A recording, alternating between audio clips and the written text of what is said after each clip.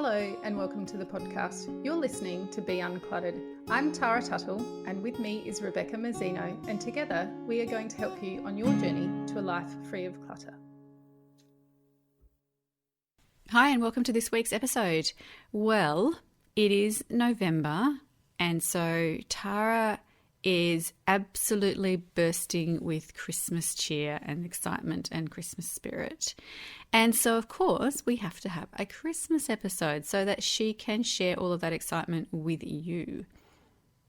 So, when we were thinking about a Christmas episode, we thought about previous years. We've done one on making your Christmas simpler, more enjoyable, clutter-free. We've talked about clutter-free gifts. And that info and all those episodes are still there for you to go back and listen to if you want something really specific like that. But we wanted, well, when I say we, I really wanted to do another Christmas episode, but it's got to be something different. And when we were thinking about it, we thought this Christmas this year will be pretty different for a lot of people anyway, because we're all contending with COVID. So we thought we'd bring you a bit of a COVID Christmas special episode so that we can talk about all the ways you might celebrate Christmas this year with the restrictions you've got in place. Yeah. So, there are going to be so many differences, and I suppose that one of the biggest ones would be travel restrictions. So there might not be the same gatherings and get-togethers, and people might not be able to get together that they would have gotten together with in other Christmas years. You and I both, Tara, we'll both be experiencing this, where we might not be able to see the same people that we normally see. I reckon that my family, or my mum's state residents will be allowed into my state by Christmas time. So I'm thinking we'll still have the family all together, but there are so many that won't be. And so that's something that we have to talk about. You know, there'll be limits on how many people can be in a house or can be at a gathering. There are limits on restaurants and catering and other events. There'll be missing things like markets, tree lightings, Christmas carols, school concerts, and something they don't do in Australia, but something that's done a lot in America is like caroling, you know, the people that come around to the house and stand awkwardly at the doorstep and sing at your face. Does that really happen, or is that just in Christmas movies? Well, we'll have to ask our American listeners, won't we? Does that actually happen, or is it, just movies? Because this is the thing, like, as Australians, a lot of America that we experience is on television. And I still remember messaging one of my American friends and saying, do you guys actually know the difference between gastrointestinal issues and the flu? She's like, what are you talking about? Of course we do. And I said, because every time someone is sick on TV in America, and it's mostly on the sitcoms that I watch, they get they get sniffles and coughs, but then they also throw up and have diarrhea. And I'm like, that's not the same thing. You know, you either have like influenza or you have gastro. You don't have the flu and diarrhea and vomit. I mean, sometimes you do, but and she's like, no, that's just on television. And I'm like, oh, thank God. That was all really weird. When we got to the UK, I can't remember who it was, but we were having discussions with someone about the way we decorate Christmas trees. And they said, oh, well, surely, do you not have Australian type Christmas trees? And I said, well, some Australians might go and bring a eucalypt into their house, but most don't. And they're like, but you wouldn't still put the same decorations. Like, yeah, I put snow-covered penguins on my tree and snow-covered and like snowflake everything. And I even remember snow in a can on the windows. Yeah. And so I said, oh, we spray snow on our windows. And I'm like, okay, what is that? So for any of you that don't know, you can buy a can, think of like, spray paint, but it's like this kind of puffy, foamy, fluffy white stuff. And you go along and you spray it along the bottom of your windows. So it gives this like snow-covered effect. So if you're inside looking out, it's like, oh, look, it's snowing, even though it's 40 degrees here.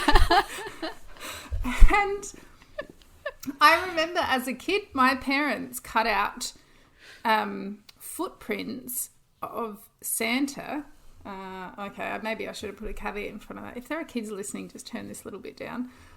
They would cut out footprints of Santa and put them along the veranda or our driveway and then spray the snow can around the footprints. So you know how in the Northern Hemisphere you might do some boot prints in the snow to indicate where Santa's walked?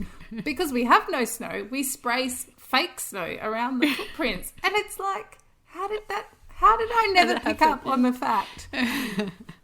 I think my parents must have told me that was the snow falling off of him as he walked. Why is it still there at 3 p.m. on Christmas Day? Yeah, when it's like over 100 degrees Fahrenheit. Yeah, so we get very influenced, I guess, by the Northern Hemisphere and the way they decorate and the way... very much so.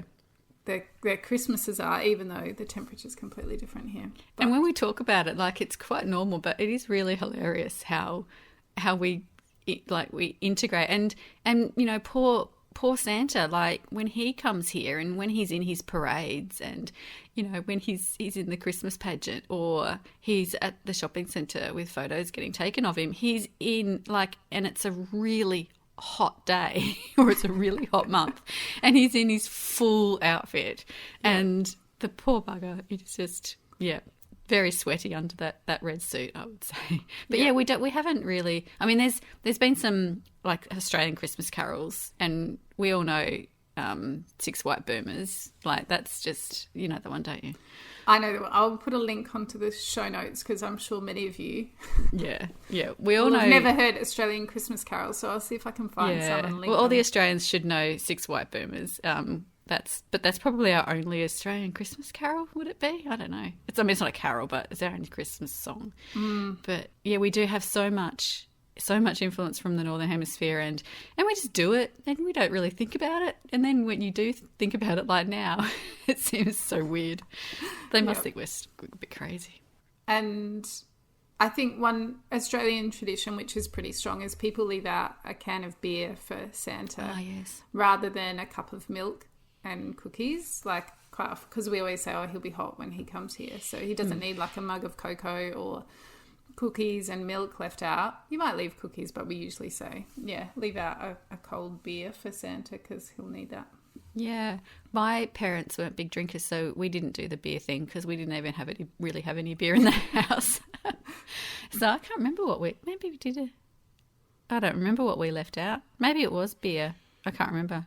But I think we might have just ignored Santa altogether and we were only interested in leaving carrots for the reindeers. Oh, fair enough. Yeah, that's what we did, I think. Well, even the reindeer food that has... I bought some last year.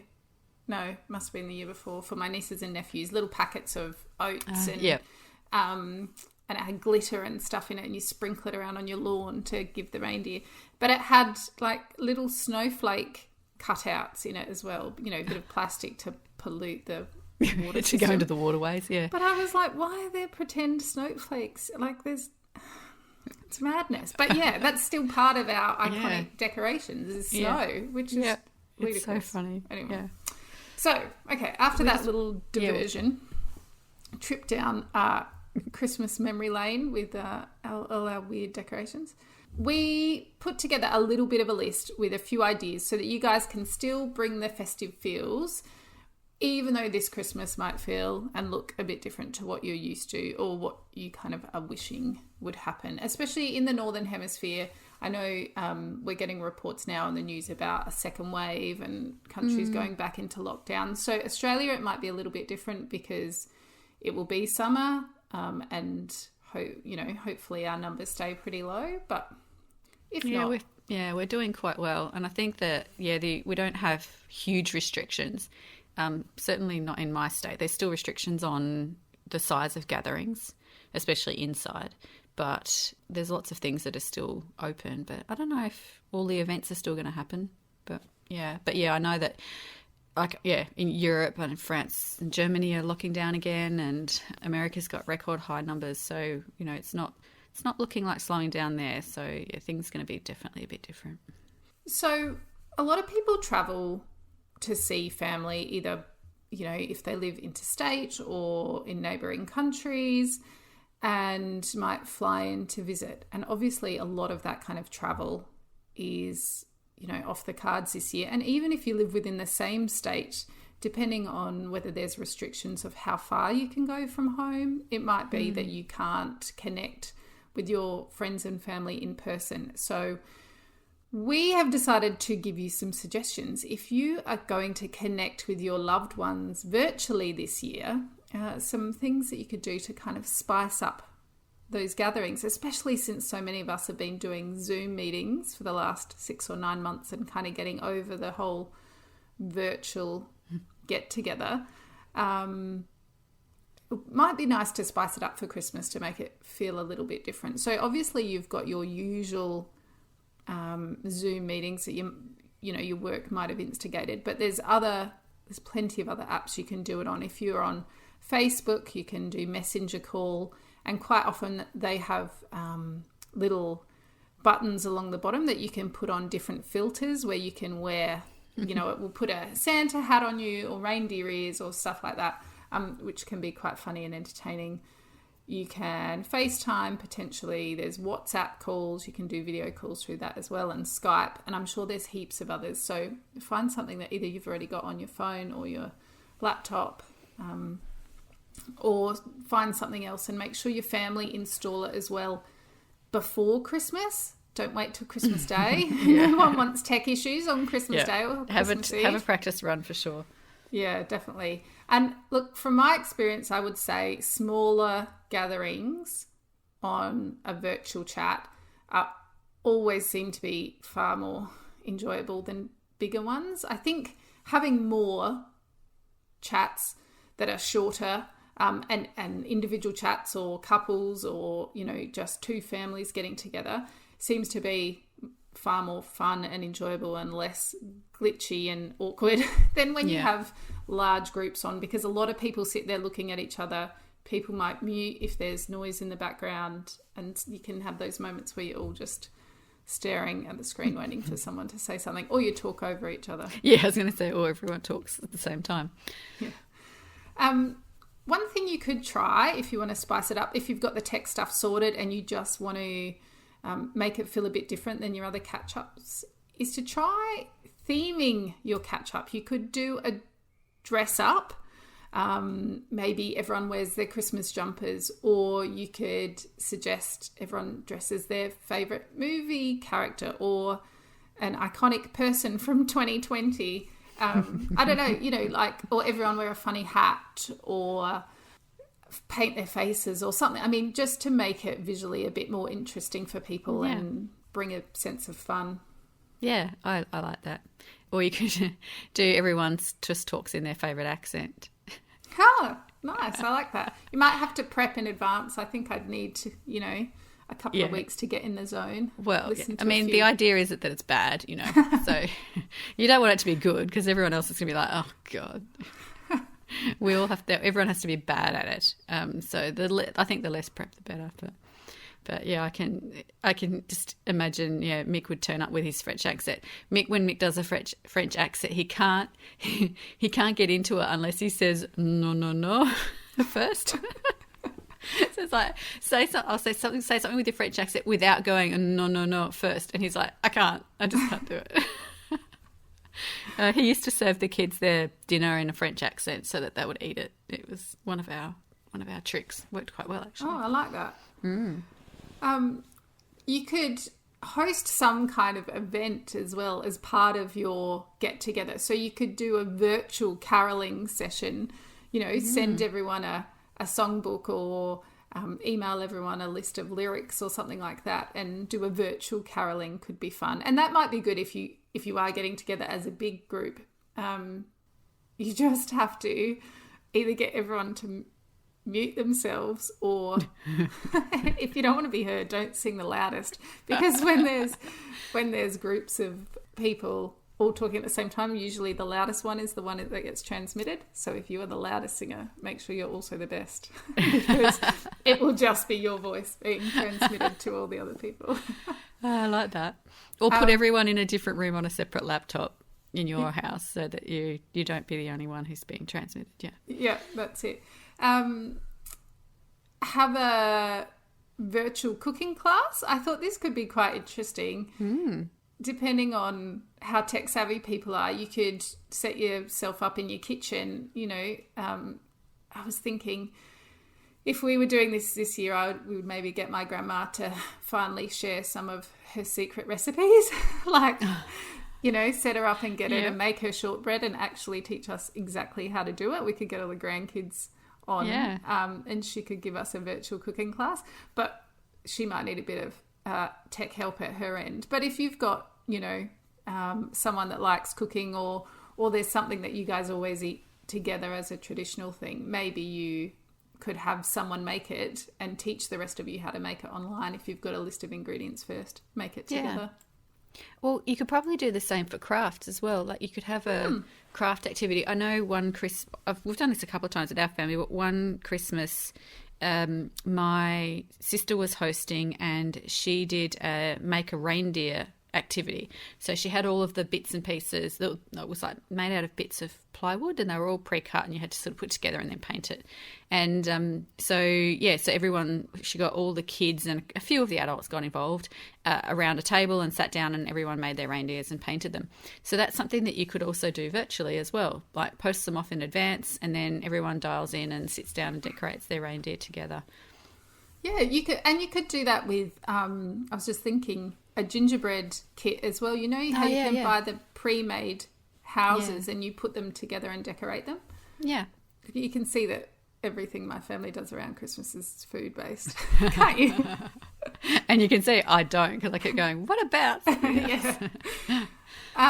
If you've got kids involved, I don't know what your experience is, Beck, but my kids, you know, they're 10 and 12, but even them, they're not great with sitting around for a long time having a Zoom chat. I mean, they'll happily FaceTime their friends every day of the week and talk about nonsense. But in terms of getting them to sit down and talk to other family members, it only lasts for so long. So if you've got kids, or especially if you've got even younger kids, you could consider doing some kind of pre-planned activity. So the craft stuff, like you said, and you could post stuff out in advance, or you could pre-plan a scavenger hunt. And we did this during COVID with friends that had little kids, is that everyone had emailed a list, and then while the parents were chatting and catching up, the kids had to, you know, the first thing on the list was a leaf from your backyard that's at least 5 centimetres long. So all the kids race outside, try and find a leaf. And when they had it, they came back in, showed everyone, and then they got told what the second item was, and they had to go and find, you know, a green sock. And then they're off in the house searching for that, and they run back and forth. So they're kind of entertained, and it's interactive, and they show their faces occasionally. But they're not climbing all over you asking for food because they're bored and stuff. Yeah, that's it.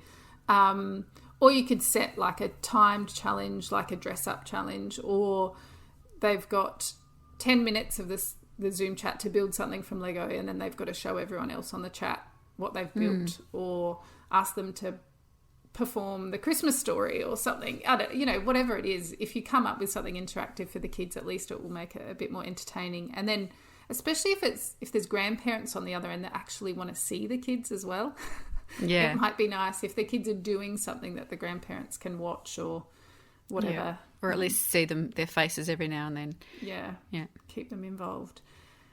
The other thing I thought that could be nice if you're having a virtual catch-up is doing something together while you're chatting. So like we said about pre-posting craft kits or scavenger hunts or whatever it is, maybe you could include your gift as part of this. So if you want to send someone a specialty tea or coffee, maybe it could arrive before you chat, and then you say, right, let's make our cup of tea at the same time and we'll drink it together. Or a bottle of wine's arriving, let me know when it's arrived, and then we'll open it and we'll have a glass each.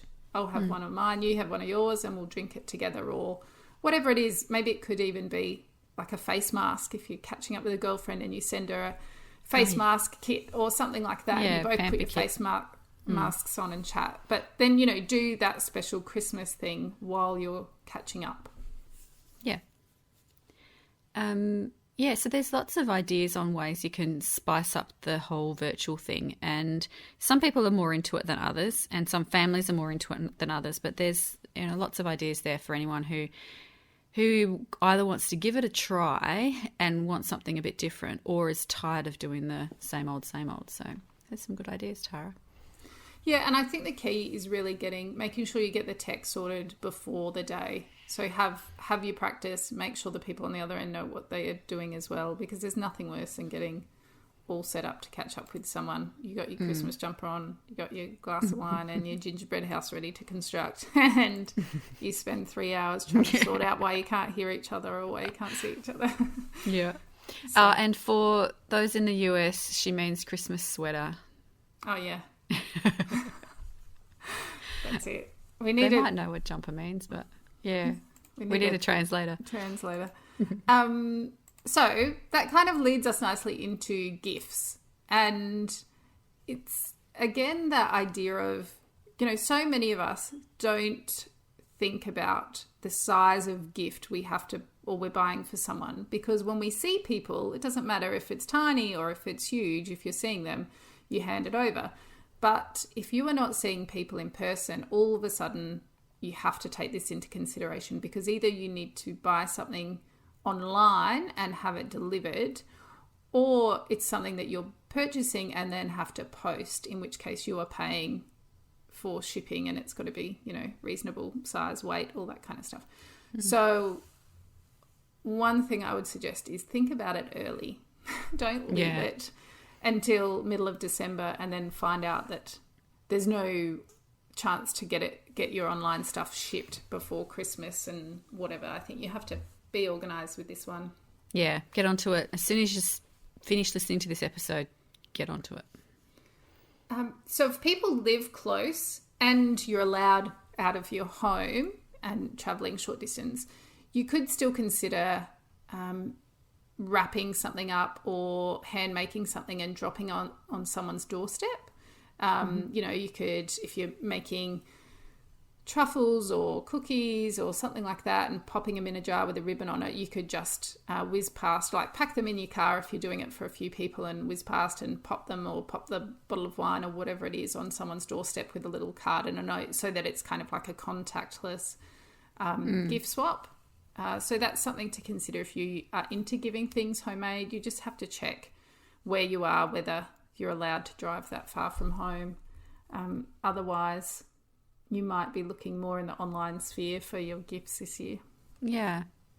And, I mean, there is, like Amazon, and I've been seeing lots of people commenting about this lately, about online shopping and COVID, and it is convenient to buy online, especially from somewhere like Amazon, one of the sort of the big places.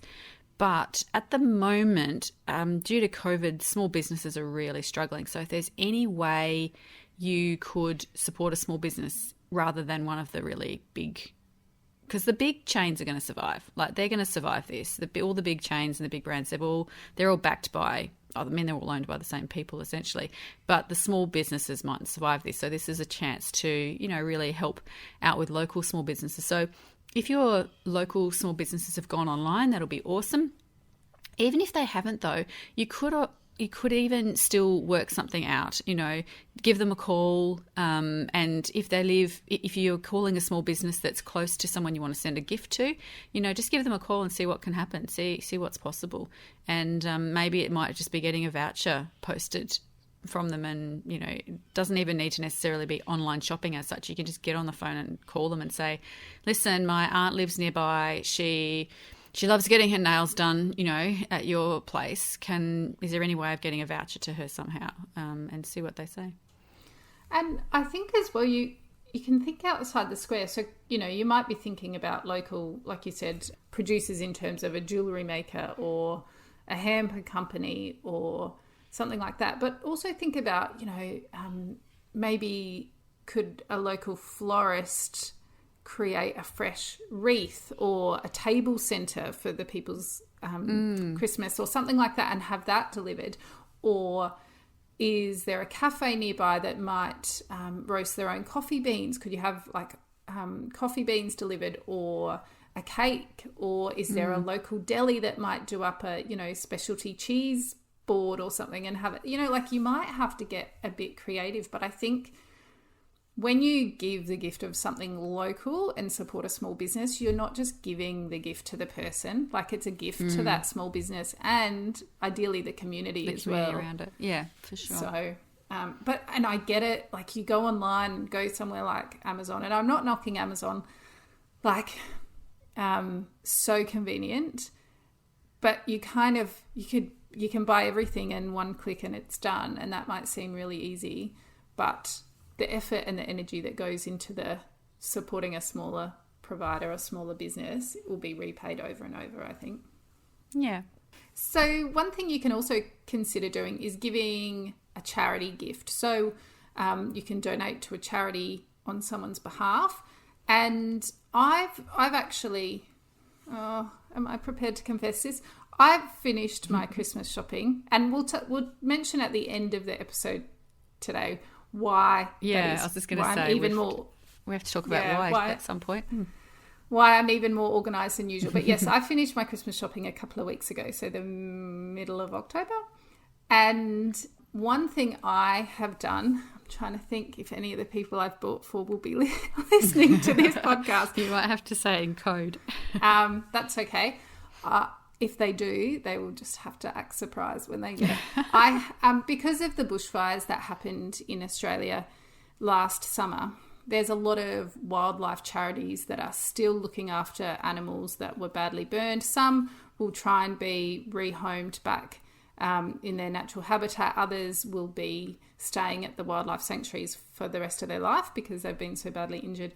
And there's a lot of money involved in rehabbing an animal, not just the medical costs, but the ongoing food costs and staff, shelter, all that kind of thing. So this year, for my nieces and nephews, they've adopted them all a koala. So they each own a koala, well, don't own, have sponsored a koala for a year. So I've got them a certificate which has been laminated with their name, the koala's name, a picture of the koala. And then I've bought them all either a book or like a little Lego kit to build a koala. So the actual present is quite small, but they do have something to unwrap. But then together with that, they have a certificate saying that they've adopted a koala. Then for some of the older people that I buy for, without mentioning any names, I've adopted some other animals from a different wildlife sanctuary in a different state. So I've tried to spread the money around between a few different places. And so a lot of people in my family are getting certificates this year saying that they've adopted an animal. And you know what?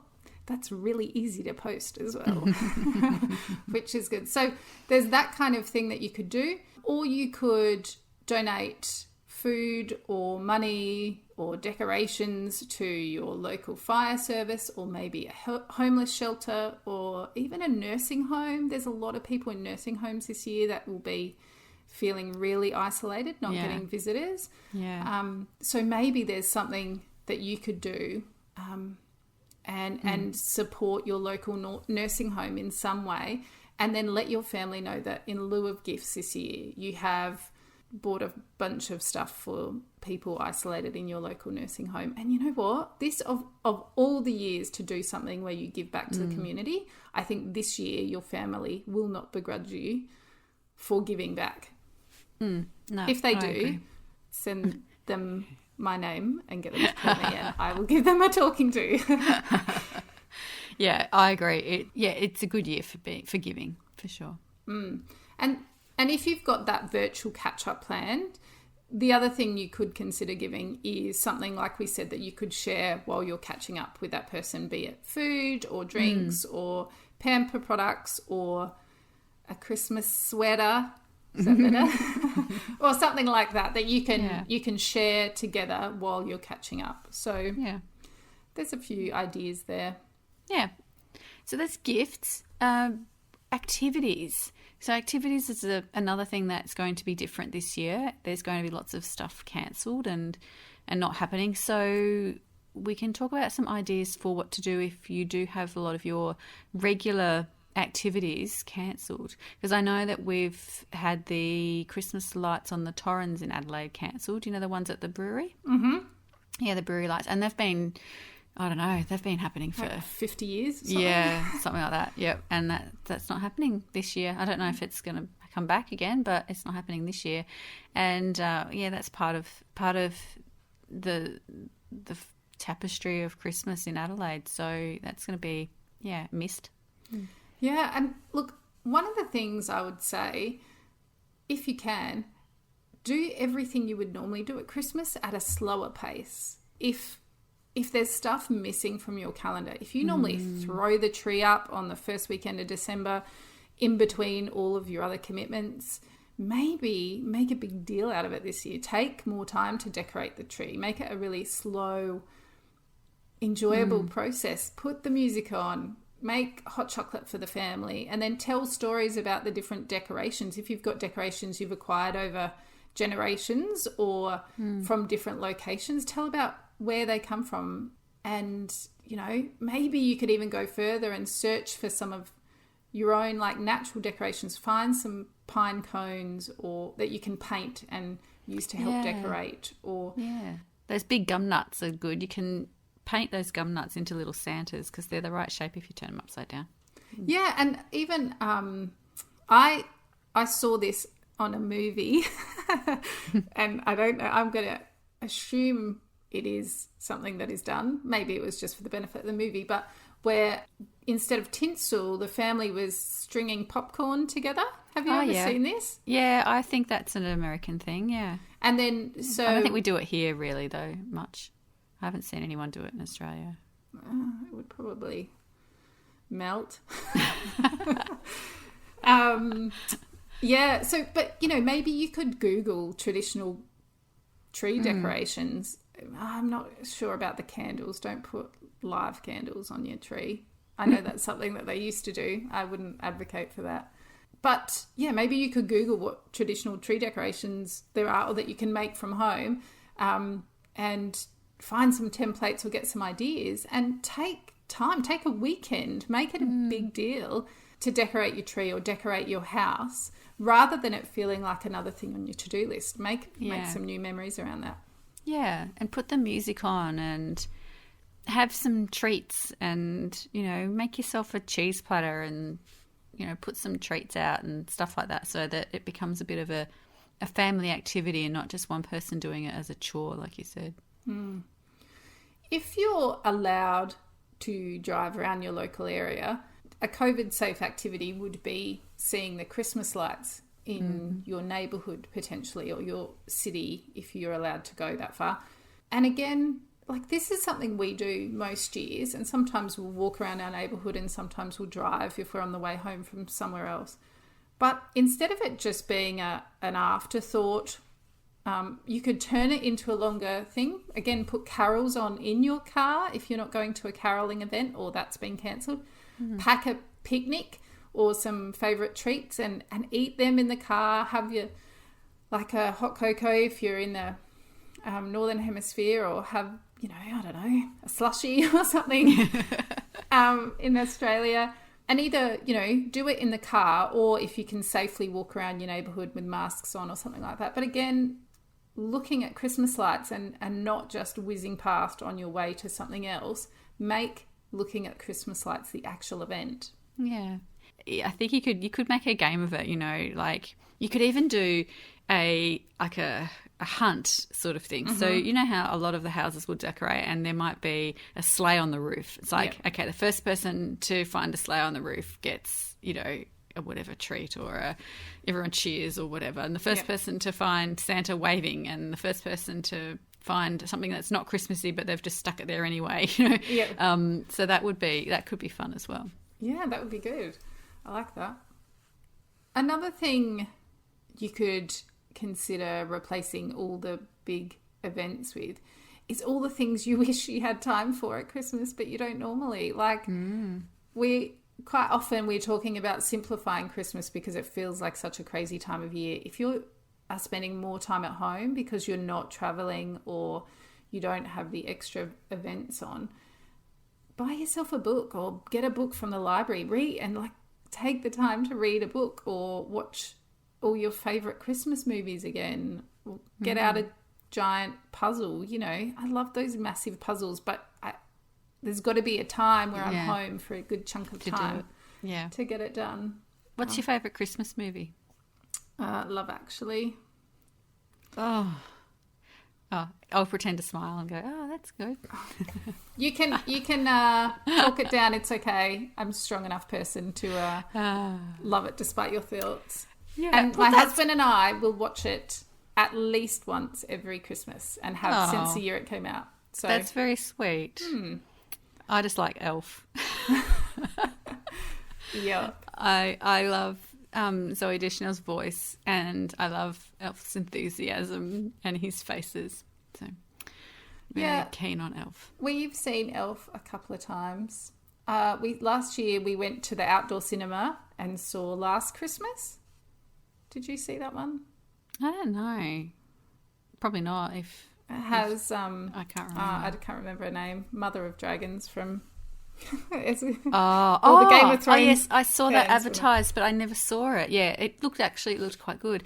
There's another Christmassy one coming out soon, and I know that because it's got Dan Levy in it, who's one of my very favourite actors. And yeah, I can't remember what that one's called, but that's a Christmassy one that's coming out. So maybe we could treat ourselves to watching a new Christmas one as well as our old favourites. And Ryan loves all the Christmas Vacation type or anything. National Lampoon's Christmas Vacation. Yeah, that, you know, you can't say no to. Well, I can say no, but usually it comes on every year regardless. So I love my comedies, so I'm all for that. Yeah.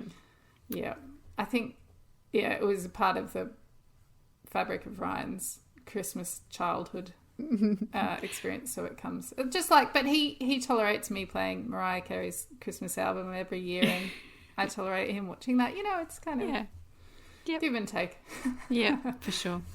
One thing I think you could do and really challenge yourself this year, if you are not as busy doing all the things for your friends or with your friends and family that you would normally do, maybe you could put more time into your neighbourhood and be really neighbourly this year. So consider handwriting some notes or Christmas cards and delivering them to people in your street, even people that you might not know. You could either introduce yourself, or you could just say, you know, wishing you a wonderful festive season or something like that. You could drop off a meal or some cookies, or if you're making mulled wine, when you're pouring yourself a glass, you know, go and knock on your neighbour's door, or do it contactless if that's the way things need to be. And just, I don't know, think about people immediately around you, because we all get so focused on how it's not the Christmas we want, but there are dozens and dozens of people right near us that are having the same experience. So just kind of it's true. Reaching out. And the other thing I thought would be quite nice is decorate some community spaces. So, you know, put up fairy lights in your front yard, or if you've got little kids, get them to colour in pictures of Santa or of candles or of Christmas trees or whatever, and stick them up in your front windows. So if people are walking past, they get that little buzz, you know. I always love it when people have their Christmas trees decorated and lights on and in the window of their house. So it always looks so sweet. So, and that's not for the benefit of the people in the house, that's for the benefit of the people outside of the house. So maybe just shifting your stance and thinking, what can I do which will add to the Christmassy feel in my street or in my community? And I don't know, I just think because there are so many people feeling the same way, if we all try and do something that's a little bit neighbourly, it might really it'll help those that are feeling isolated and missing their families and, you know, missing their old Christmases, you know. I think that would be, it's really helpful. The last thing I thought would be worth considering for our COVID-safe Christmas is making some new memories. So instead of dwelling on what you're missing from this year's Christmas, is trying to add something new. And, you know, maybe it becomes a tradition for years to come, or maybe it's just that funny memory from the year you had to stay home at Christmas. But you could try something like choreographing a funny dance with your entire family. This is something our kids have already suggested. I'm not sure. Thanks, TikTok. Yeah. I'm not sure I'm entirely open to it. Or put on a festive play and video it and send it to your friends or family members or something like that. You could come up with something that you can do together as a family and email it out. Yeah, that's a great idea. We all do advent calendars too. Well, not we all. We do in our family. A lot of people do advent calendars as well. And quite often they have chocolate or candy or some kind of sweet in each of the little pockets. We've done a few years, and I've been working my kids up to something like this because I think a few years ago I had every alternate day was a chocolate. And then the ones in between was a little slip of paper and they had to do something nice for someone. So it was like, tell a friend that you're glad that they're your friend. And it didn't say who, and they, whatever, they had to pick one person, and then they had to write a Christmas card to a neighbour, and then they had to pick something to donate to charity. And there were things like that. But you could do an advent calendar this year with activities in it instead of just candy. So one day it might say play a board game, and maybe it becomes a family advent calendar rather than just a kids one. Play a board game one day, watch a movie, draw family portraits of each other, or call grandma and tell her you love her, have a midnight feast, those kind of things. Like you could, and there'd be a million and one things online that would give you some ideas. But maybe you could turn your advent calendar, rather than just a 2-minute quick little, oh look, I've got this kind of candy today, could be into something that creates either a sense of adventure or some together time or some kind of activity during that day. Yeah, that's a great idea. And I like your idea of creating a new recipe or a cocktail, which probably makes my stomach turn, but but I think it's relevant in my house. Yes, very excited about cocktails. Yeah, so that would be something new to do, and this is something that I've been thinking of is creating something new. And I think with teenagers, and one's almost an adult now, and I sort of am thinking I might need to come up with something a bit new so that Christmas isn't lame and boring and like all for little kids. I want to start doing something, creating something new, or like new traditions, so that these new traditions will carry on into their adulthood, instead of just having all of our old traditions just dropped and then not replaced by anything. So that's something that I'm, thinking about this year. Yeah, so we used to, it's a long story, but have an ice cream cake at Christmas. It's like my mum's version of a Christmas pudding, but because it was hot and none of the kids wanted to eat hot pudding with hot custard on a hot day, she made an ice cream version, and it was like a Cold Rock or that kind of McFlurry type scenario, where you chop up a whole lot of random junk and put it in ice cream and refreeze it, and then it becomes an ice cream cake.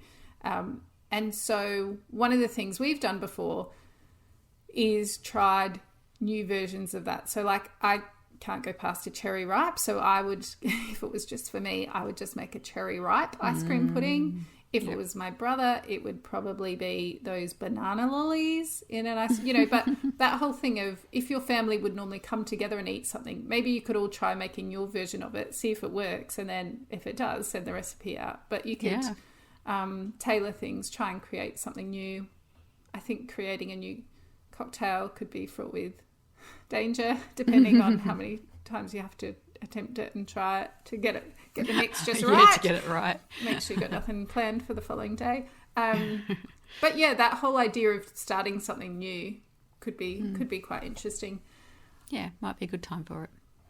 I've also made a note of volunteering, and it might not be something available based on COVID rates in your area and whether you're allowed to go out and help.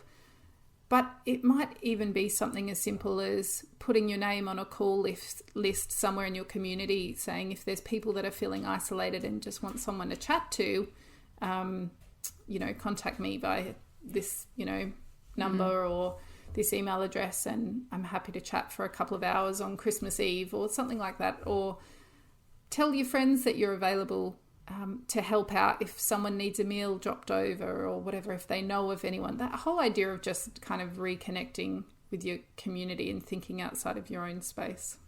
Yeah, I like that. And my lucky last suggestion for creating a new memory would be that if you can't have people over, but that would normally be your thing, having a big family Christmas, consider adopting some other people who you might be able to include in some way. So it might be an oldie in your community that's feeling isolated, that doesn't have family close by, or it could just be other people that can't travel to be with their families. So when we lived in the UK, and obviously this wasn't during COVID, but if you're allowed to still have people over, but you don't live near family, and there are other people that live near you that are away from their families as well, maybe you could get together. So when we were in the UK, we had one year an orphans Christmas.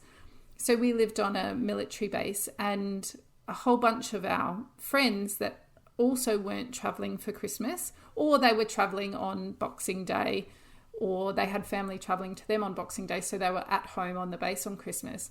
We said, okay, well, we will have an open house effectively, and drinks and nibbles and pop in at some point. And so our entire house was full for a day of people, families just coming and going. They'd come for half an hour, they'd come for an hour. And it was like our orphans Christmas, and they'd come and have a drink and a nibble, and then they'd head off and do whatever else they were going to do. But it was a really lovely day, and our house still felt really full, even though it wasn't, family. So maybe you could come up with something like that works with the numbers and the limits that you're allowed. Yeah, it's a good idea.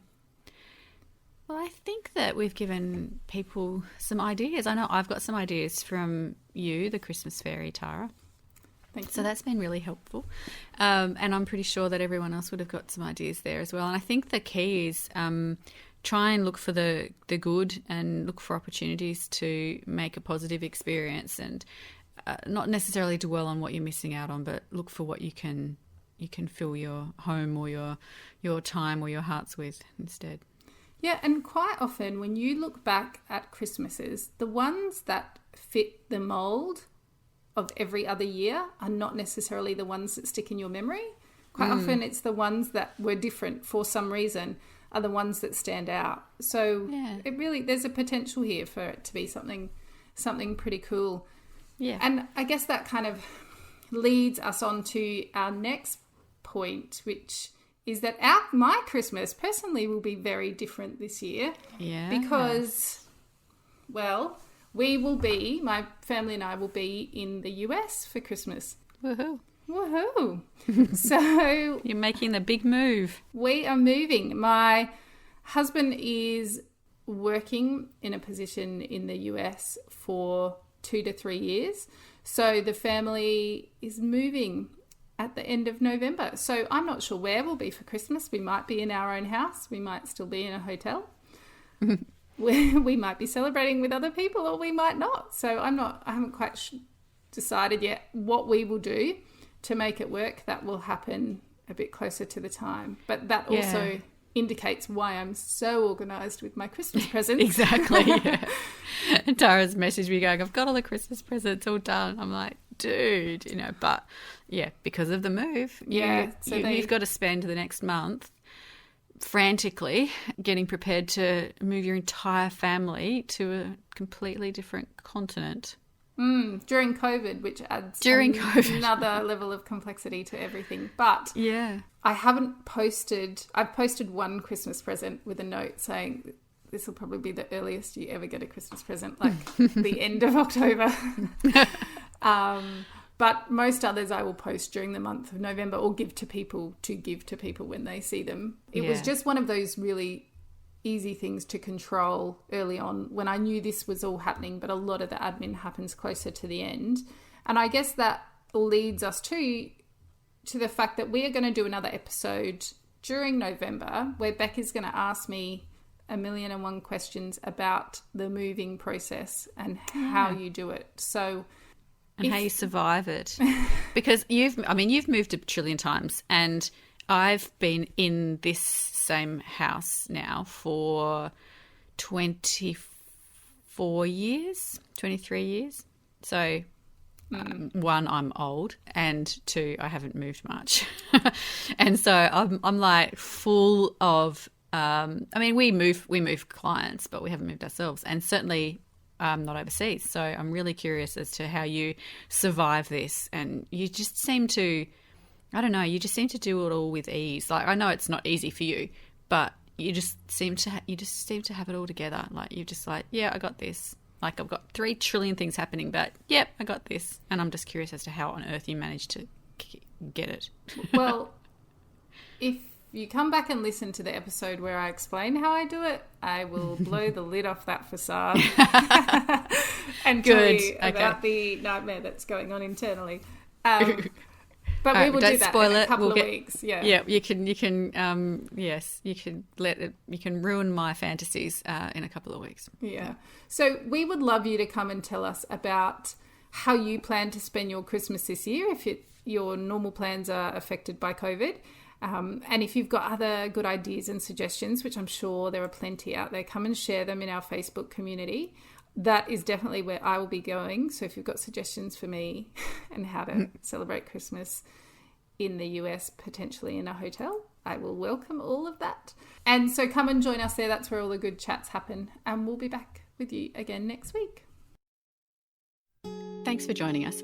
We'd love it if you'd leave a review or tell all your friends about us so that they too can be uncluttered. If you'd like to connect with us, you can find us at beuncluttered.com.au or on social media or on our own websites at clearspace.net.au and basklifecoaching.com.